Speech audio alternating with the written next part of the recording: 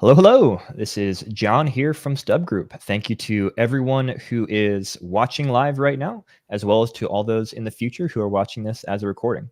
Like I said, my name's John. I'm the CEO of StubGroup. We are a digital advertising agency that helps businesses dominate Google Ads and other platforms and make money online. And today I'm excited to be joined by actually a fellow native of New Jersey. I was just chatting with Gina about this a minute ago. We both originally hail from Jersey. Gina Perrelli is the co-founder and CEO of Stay.ai. And we're going to be talking about lots of fun subscription stuff today. But before we get into specifics, Gina, could you introduce yourself and tell us a little about yourself and about your company? Yeah. Well, hey guys, and thank you, John, so much for having me today. I'm Gina. I'm one of the co-founders of Stay.ai. I've been in the retention space for the last 10 years now. Prior to founding Stay, I founded an agency called Solar Group, and I ran our retention division there. Through that, I worked with a ton of different brands where I was piecing together different things in their tech stacks. Really kind of found that subscription was the one piece where we didn't do any A/B testing. We kind of just let people give us their credit cards and prayed they never canceled. So that was when we set out to build Stay. I really wanted to build a platform that you'd be able to go in and test different things and really optimize stuff to your subscribers. Awesome. One of the things I love about the subscription reality and model is that it's all about increasing the lifetime value of those customers that are coming in. And here on the advertising side, our goal is to get as many people and as many of the right people to our clients' website as possible, get them purchasing, get them in. But the more we can then increase their lifetime value, the more aggressive you can get at generating those clients, bringing them in board, increasing your revenues and so forth. So there's a lot of, I think, synergy between what digital advertising agencies like StubGroup do, and then what Stay.ai does with trying to maximize the value of those customers that come in. Yeah. So I'd say to kick things off, could you walk us through what are some of the most common types of subscriptions and models that are in the e-commerce space right now? Yeah. So, I think the most standard is subscribe and save. So if you have a product that it makes sense that customers might want it every month, every 2 months, 3 months, some type of refill would be a subscribe and save. That's usually a 10-15% off type of discount that customers do. And then you get into the trial to subscription, where it's either some type of variety pack that flips into a full offer, or a starter kit that then flips into a refill pouch. Would be kind of the most basic types of subscriptions, but there's a ton. There's prepaid, there's custom bundles, there's all kinds of stuff we can get into. Awesome. I look forward to digging in. For brands, so I'm going to try and tailor some of my questions to you related to brands that maybe do have subscriptions right now and are looking to improve, do a better job, increase retention as well. And then also, I'm sure there's a lot of people watching this who aren't yet doing any kind of subscription and are saying, that's a cool idea. Maybe haven't thought about it for your brand, or maybe you're thinking about it, but not sure how to take that first step. So I think we'll be able to cover kind of both categories of viewers during this conversation here. But let's start with people who are doing a subscription model right now. Is it the type of thing where it's largely kind of set it and forget it? You set it up and then you do it? Or is there much maintenance, testing? What goes into a really successful subscription model from what you've seen? I think that's what we're trying to train the behavior of. So I think historically it has been very set it and forget it. Can you do that with Stay as well? Yeah, absolutely. Plenty of people do. What we've kind of built tools for and what we're trying to educate people on is this mentality of going in and optimizing, setting up different campaigns the same way that you would in, a Klaviyo or any other platform like that, of an A/B test to some different groups. So we know the biggest area of churn typically is between order number 1 and order number 2. People sign up, they want the discount, they don't really know if they even want the product yet, and then they just churn out even before the second order hits, where we've tried things like, why don't we test if somebody knows they're getting a free gift on the second order? Are they less likely to cancel? And how does that impact the group? And so running A/B tests like that, somebody subscribed to product A, do they want to try product B at X% of a discount? Those are different things that you can start to test. Interesting. So when you're testing those types of things, do you commonly see the same type of thing works well across most websites, or is it very nuanced depending on price points or vertical, which different approaches actually drive the best results? There's definitely not a one size fits all. For these, there are definitely trends that we see where it's okay, yeah, if you're offering, typically when brands test a free gift on order number 2, we do see some type of increased retention for the people who get the gift versus the people who didn't. But there are times where it doesn't like provide enough of an impact, or the product catalog just like doesn't really allow for it, because maybe, you know, the AOV is $20 and the lowest like gift you can do still costs the brand $5. And then like maybe it increases the shipping price for the brand. And so like then you start to do the math and you're like, oh yeah, it increases performance, but not enough. It actually costs the company more money to offer this. So there's a lot of different factors that play in. So we're always like, hey, test it and like keep your product and like what you have to offer in mind. That makes sense. So you're able to bring in, hey, here's kind of best practices, what often works, but then also you have the technology to let people really test and see what's going to be best fit for their unique instance. Yeah. Awesome. Yeah, exactly.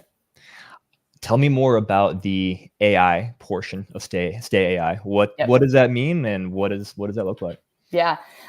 So the AI origin actually is interesting. When we first set out to build the platform, that was like not my intention. The intention really was like, hey, I want to build something where we can go in, we can run A/B tests, like really like thinking about performance.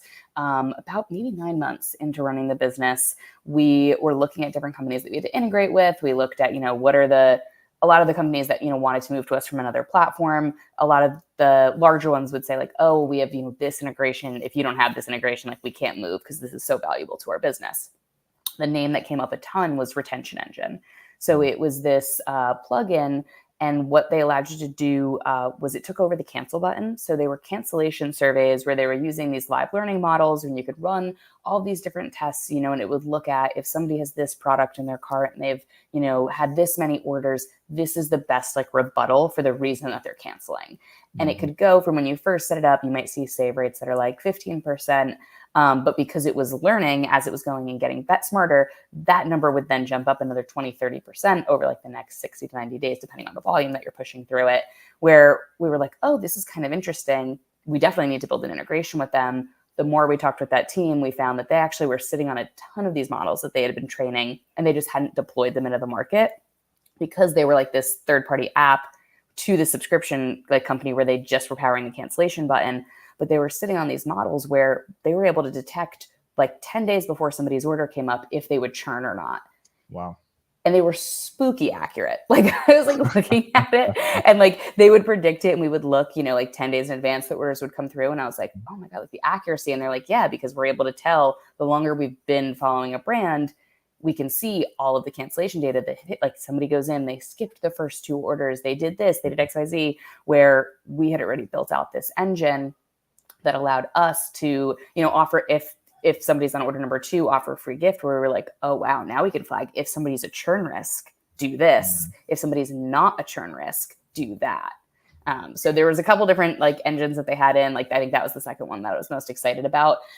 So that's kind of where the AI piece comes from, is really on optimizing on the cancellation surveys, as well as doing proactive treatments and identifying who is a churn risk. And then on top of that, what products they're most likely to add to their subscription if they are not a churn risk. That's really cool. So let's say the system saying, hey, this person over here is churn risk, this one's not.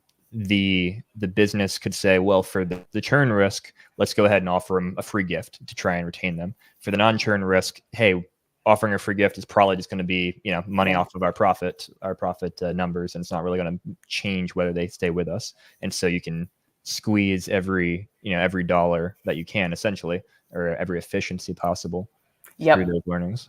Yeah. So what it allows you to do is if somebody's not a churn risk, you can load in 4 different options that it will then start to cycle through and test. So you can put in, like, you could either do one product at maybe 4 different price points and cycle through the take rate on those. You could do 4 different products, 2 products at 2 different, you know, however you want to do it, but you can load in the 4 different options, up to 4 if you just want to put 2, whatever. But you load in the 4 different options, and then it will start to decide who should get what option and like what has the best take rate. And it, again, continues to self-optimize there, which is great, because like you can go from getting somebody subscribed to 1 product to 2, obviously great for your AOV and the LTV of the subscriber. Absolutely. So for a customer of yours that's using Stay.ai, are they primarily, is it self-serve through your platform? Do you have a managed services team or a combination? How does that work? Yeah. So a lot of customers like will do, like, it's kind of like a combo of both. We don't charge for a managed service component. We have CSMs. And like you're able to ping them and they'll schedule monthly calls, like things like that, kind of depending on how much you're using the tool, also the value of the contract, that type of thing. Where your CSM is able to go in and kind of be like, okay, this is how I would set this up. These are some recommendations for the account. Once you, like, even from the day that you're onboarding, with an onboarding manager that'll sit with you, this is how you set up retention engine, which is like the cancellation surveys. This is a recommended experience, all of that type of stuff. Awesome. Very cool. Yeah. So taking a step back a little bit, or looking at things at a little higher level, what are some of the most common mistakes that you see businesses who are using subscription services or models right now making in the marketplace? I think one of the biggest things is like just defaulting. I think when people set up subscription, they just assume that 1 month is the right cadence or 30 days. And it's just kind of like a blanket assumption that they're like, yep, every month or every 30 days, that's when. And they don't really look at like, what is the product and does that make sense? A lot of products, 2 months probably makes more sense. Like we all would love to believe that somebody every single day wakes up and uses our product. But if it's not a vitamin or like some type of supplement, I mean, even like protein, I think people think people drink protein every day. How many times a week do they actually work out? That's probably when they're taking a protein shake. It's probably more 3, 4 times a week. Again, totally dependent on the person. But defaulting to the right cadence is really important because one of the number one cancellation reasons we see is I have too much. Which while you try to get people to skip and you try to like, people just get frustrated when they're like, all of a sudden they're like, I have 3 of these containers I haven't opened yet. So yeah, I would say the biggest one just like right off the bat is think about the default cadence and the cadences you offer and don't just pick 1 month because that's a good round number. Like pick something that makes sense for your product. Totally makes sense. I'm curious, what are some of the longest gaps that you've seen? Like, are there yearly subscriptions that you guys are working with, more than a year long? What's kind of the upper threshold? Year is a max that we really like see. I'm sure that there are people who have set it up and there's like something I don't know about where there's 4 subscribers on a 2-year subscription or something. But a year is typically the max that I see. Year is tough. It also comes with like additional rules in certain states, like where you have to like notify people further out than you do. Like, and there's all kinds of stuff with that. Year is tough because it's just like, you're not going to see that revenue again. It has to be kind of a high AOV. I would say like some of the longer ones that I see is like the toilet paper and paper towel, which is kind of like they ship them in like large amounts. So I think like I'm personally on like a paper towel subscription that's like every 4 months type of thing. And that's where it's also important because you don't want somebody skipping a whole extra 4 months. Like you want to make sure that they're like, oh, just like pushing back like a month or 2 weeks or something like that. That makes sense. Cool. I'm very curious now. I'm trying to think through what could be longer than a year. Not that it really matters. Just my interest is tickled. Cool. Well, moving on from that, for those businesses who are not using any kind of subscription offer right now, what would you say are some of the biggest maybe misconceptions that you see businesses have about that's preventing them from switching over, from adding on a subscription method? Oh, wait. I just thought of something. So Yes. we're thinking so much in consumer with the month or with like the year subscriptions. Like I have an insurance policy that renews every 2 years. Oh, yeah. So like outside of just Shopify, I think that's where you start to see the longer, like outside of like these consumable items. But just getting to go to your question in terms of what was it? Just if you're just getting started with subscriptions? Yeah. So what are the misconceptions that you see preventing businesses from starting to use subscriptions? I think a lot of people are like, oh, it's like another tool I have to manage, or like this, like, oh, like I don't want to get started with this. Like I've talked to a couple makeup brands, for example, where some of the products don't make sense, but not all the products have to make sense. Like I probably don't need foundation on subscription, but mascara is something where like, if you use a mascara, girls use the same mascara, and you really should, like, for just like health reasons, should be switching it out every 3 months, regardless of if it's empty or not, where it might make sense just to put that one product on subscription because it's like less of a subscribe and save model and more of like an auto ship, like just kind of ease of use for your customer, where if they're going to use this, some type of like lip oil, where like I rip through lip oils, but again, like a eyeshadow palette doesn't need to have a subscription option. So I think some people are like, they think about their entire product catalog and they don't realize sometimes it makes sense just for a few of the products. And that's fine. And I would guess too that for some businesses, it might even be worth, let's say that let's say the primary thing that they sell is not suitable to a subscription model, but they could create a new product as an add-on that would be a perfect, accessory to what they sell that could be a subscription model, and then also would allow them to keep that relationship going with that lead, with that customer, I should say, so that when the season changes and maybe they want to purchase the new piece of clothing or whatever it is, they're getting, emails and shipments every month from that client already, from that business. And so they're top of mind. Do you see businesses thinking in that way much? Yeah, I think where we see it a lot is like, think about air filters. The first piece is like tech, and then you really just need the new, or like I'm probably like, the filter is the replaceable part, but like, you know what I mean? Like the actual machine, you buy it one time, you don't need that on subscription, Right. but it swaps into a filter. Like the shower heads that have like the different filters in them, like all of those different pieces. I think I have like some type of humidifier that has different like scented drops, where like every 3 months I get a new like oils or scents or whatever that go in there. So there's stuff like that where it's really like you're selling this like first product and then it just flips into a refill. Mm-hmm. That it's nice because like, even though the main source, like 90% of your revenue will probably come from this first item, because that first item might cost, $200-$300, and maybe the refill is just 20, but it keeps people engaged with the brand. If you ever release a secondary device, like and it gives you just an extra bit of revenue every single month that is just recurring, again, keeps people engaged. So I think that's a great idea. No, I think what you're saying there, keeping people engaged, is so important. I think a lot of businesses are like, another $5-10 a month, is it really worth the hassle? We're not getting much out of it. But if it's no, you're keeping that relationship going, so that, like you said, next time you release a product, you're there front of mind. Or hey, somebody's over at their friend's house, like, hey, I need a new air filter.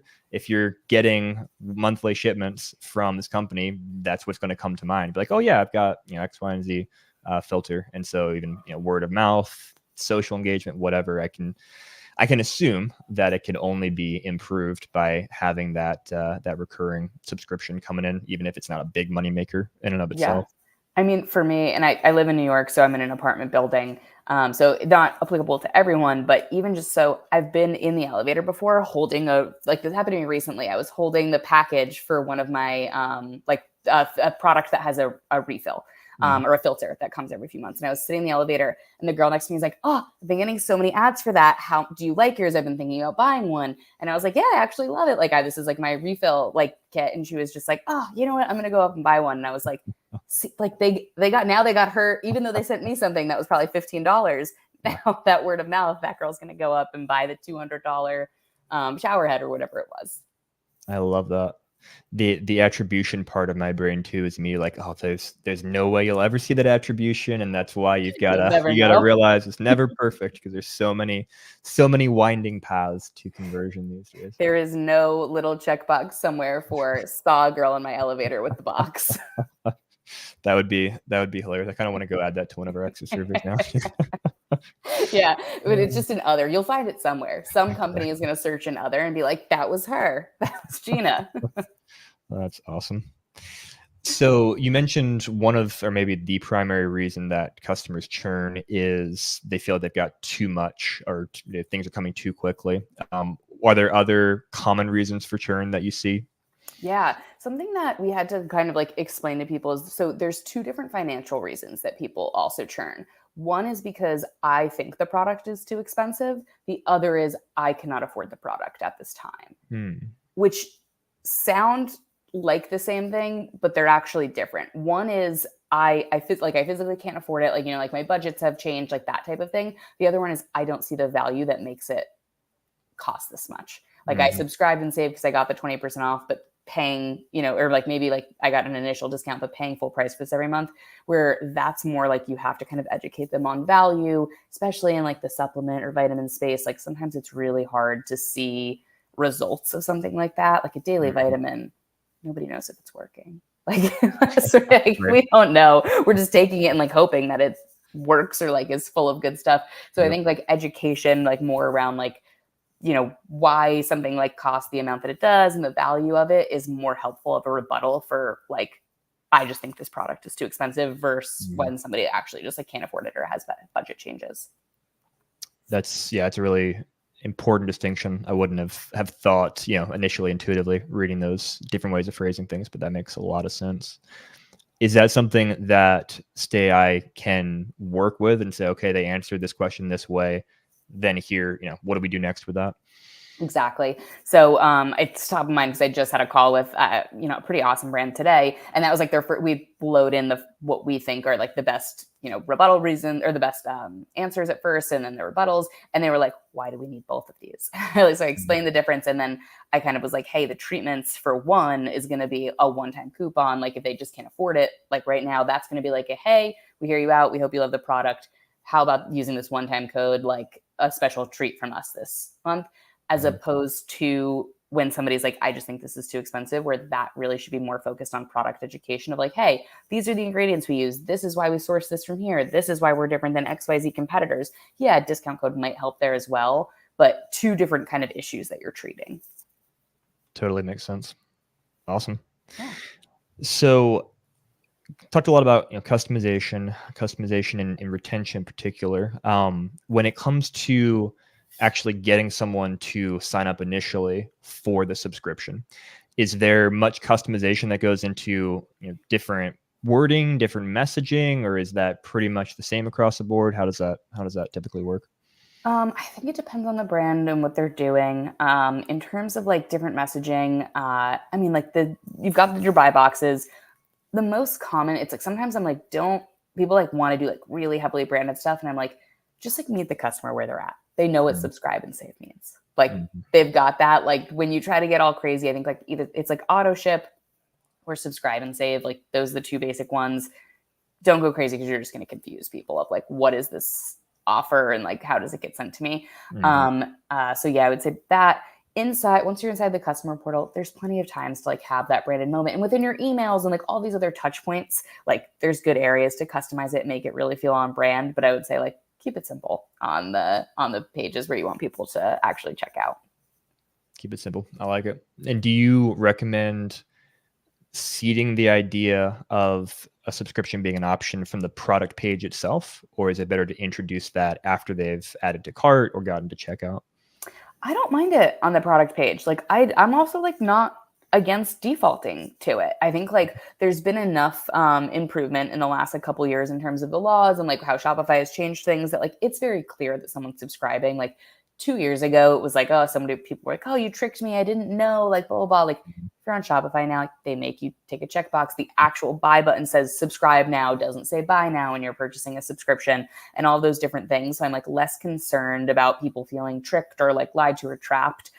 There's also other laws in place where you can't like trap someone in a subscription. You have to allow them to cancel the way that they entered. So I feel pretty strongly that you can default to it, and having like a good PDP where you've got maybe when somebody has it selected right in the buy box, like maybe 3 different bullet points of why choosing subscription over one time. You save money, you get free shipping, and you can cancel anytime. Like that's kind of enough to make someone comfortable with the idea on their first order. Cool. I'm sure that Amazon has probably educated a lot of people. Anybody using Amazon, it often is going to see those subscription options, subscribe and save on there. So I imagine they've helped condition people over the years to that as well. Yeah, I think just the people are much more comfortable now with it. I think when you start to add up how many subscriptions people have, and people don't think about like Netflix and Hulu and all these other things as subscriptions, but they are. They're all just typically like monthly subscriptions that we have, and some of the stuff is just like purely out of convenience. Like when I say like the toilet paper and paper towels and stuff, like for me, I live in New York. I don't like having to go down to the store and carry it, and then I can't carry anything else back because I'm like holding this giant thing, and like I'm like walking 3 blocks, and I'm like doing whatever. Where I'm like, it's just so much more convenient for me to get a ton of it delivered to my house every few months. Absolutely. I know for me, I never remember to buy an air filter for our HVAC system. So it's just peace of mind of, okay, I don't have to, make a decision right now. I don't have to think about it. It's going to show up on my door and I can plug it in and we're good to go. The filters I totally agree with, where like for me, it's like auto ship and subscribe and save, like same thing. But for me, like that type of stuff where it's just like, is auto ship, because I'm like, I should replace this and I will not remember if it doesn't show up my door. I will never, ever think You know what I should do? Change out the filters. Exactly. Like that's just never top of mind unless there's like a red light shining and beeping at me, where I kind of like it. Like with my shower head that has it shows up and I'm like, oh, it's time. Mm-hmm. Yeah, 100%. Out of sight, out of mind. Then you go and you move, and you're like, oh wow, this is black. I probably haven't been breathing good stuff for the last couple of years. So. Yep. So looking down the road, for both Stay.ai as well as industry in general, a couple questions for you. First, for you guys in particular, Shopify obviously is where you're focused right now. Do you foresee continue to focus on Shopify for the foreseeable future, or do you have any plans to branch to any other platforms beyond that? I think we're always open to stuff on our product roadmap. It's something that like we reassess, on a quarterly basis of, what are we doing? Are we aligned? Like we obviously have more than just the next quarter lined up, but there's kind of a ton of ideas. And, anyone who says the rest of their year roadmap is set in stone, like you're crazy. Things come up, industries change. Like the most you can really have like dialed in and secured is like a quarter in advance. So we've got plenty of ideas, but if there was a huge opportunity, I would definitely explore it. I think like the trend though that we're seeing, I think when I had first started Stay, I thought we would leave Shopify sooner rather, like not leave, but we would build on another, WooCommerce or Salesforce or somewhere else sooner rather than later. What we have seen is a pretty amazing trend of brands that are all on custom, that built custom because there just weren't the right tools, a couple of years ago when they built within the Shopify ecosystem, that now are like, everything we need is so much more accessible. We're replatforming. So we've had a couple great deals for us come in off custom and just decide to fully move to Shopify and use Stay. I've seen that as well in our space with, we have all kinds of clients. So we certainly do have clients using WooCommerce, Magento, etc. But by and large, Shopify is by far the predominant platform. And I continue to see bigger and bigger brands using it, like you said, moving from custom over to Shopify or getting Shopify Plus, because it's just so many options are there and built in. And not to pick on Magento, but I will. It's so much easier to do things in Shopify than Magento, and you break so many less things from what I've seen. So yeah, I mean, it was just a huge thing for us when we were building. I'm like, we need to build for the marketers. We need to get out of this this mindset that when you need something fixed, like, oh, we'll put it in the next sprint and we'll ship it off to the dev agency. And like, we need like small things within the subscription contract. The marketing coordinator, marketing manager, whatever that e-commerce manager needs to be able to just go in and fix that. So we try to like, when we build stuff, no code, things like that to make it easier. Absolutely. I love it. Well, as you look down the road, industry-wide, are there changes that you are hoping to see, expecting to see, in terms of how businesses offer subscriptions, how customers behave, or anything else that comes to mind? So one of the big changes that we saw was Shopify did start to offer a native subscription solution, which was awesome. I think a lot of people were like, oh, are you scared? Is that bad for you? And I was like, no, it's actually great for us. Shopify has a tendency where they'll build stuff just to kind of get you started. So, because it isn't fair to the brand that like maybe just less than $1 million a year and they want to just dabble in subscription and see if it's going to work. They don't need to pay us $4.99 a month. Sure. Like, to just see if they can get a couple subscribers in the door and if this is a functional piece of their business.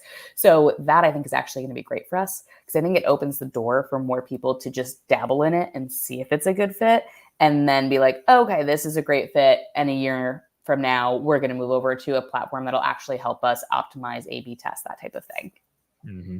Got it. So yep, test their toes in the water through that free version. And then as they prove that concept, then take advantage of all of the AI and other features you guys have built to really maximize output. Exactly. Awesome.